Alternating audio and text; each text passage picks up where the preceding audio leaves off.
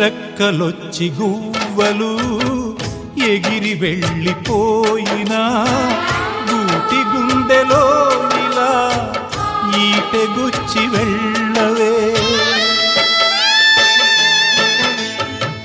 ముళ్ళ చెట్టు కొమ్మలైనా ఎంత పైకి వెళ్ళినా తల్లి వేరుపైనా కత్తి దూసి ఉండవే.